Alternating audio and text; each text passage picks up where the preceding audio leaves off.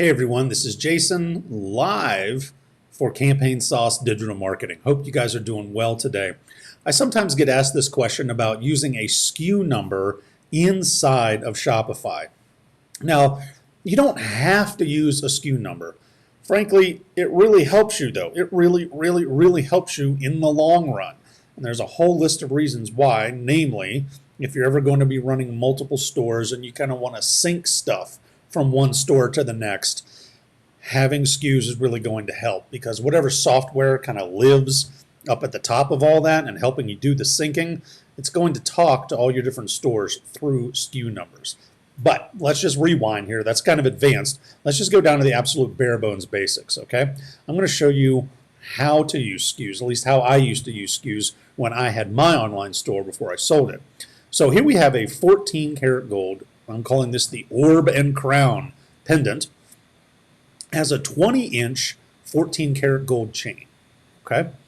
So the way that I used SKUs down here is stock keeping unit.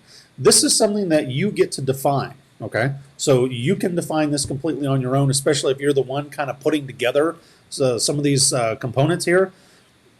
The easy way to use SKUs would be, hey, if you're buying stuff from someone else and they have a manufacturing SKU and you can get a hold of that, because often it's actually included on shipping labels and pick lists, you can just use somebody else's SKU if you want. But if you find yourself in a position of needing to make your own, this is the format that I followed when I had my store that did thousands of transactions in its first year. So the first thing that I would do here is I would go ahead and just type out the first three digits. So let's just say TJS. That's the name of the store, the jewelry store. Okay, pretty basic, pretty simple.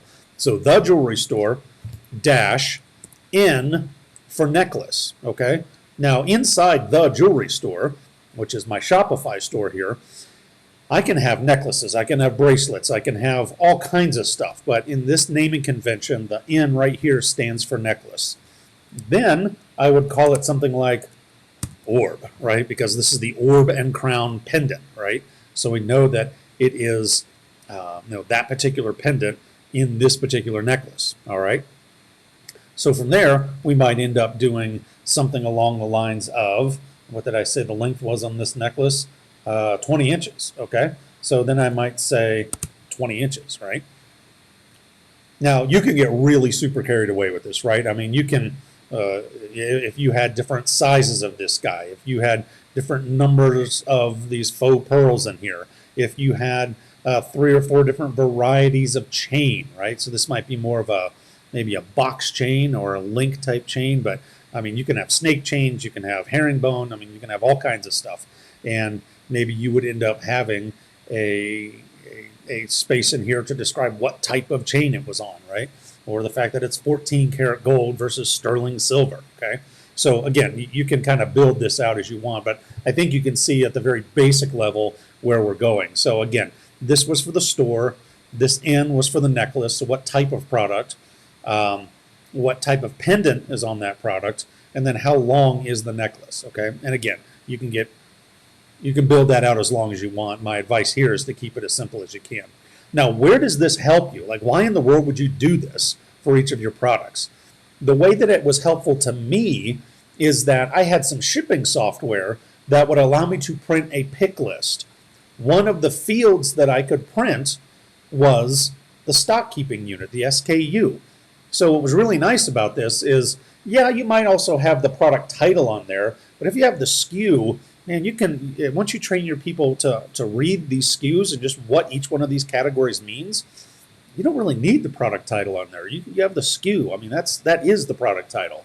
So anyway, that's what helped me when I was using my particular shipping software. It's a little different than what Shopify has natively, and the cool part was that I had a pick list and all of my stuff had inventory locations. So whenever I printed out one of these pick lists, one of my people could then read that and go, oh, okay, I need to go get this SKU number that's over here on shelf 5 in bin C. Okay, so anyway, it was really slick.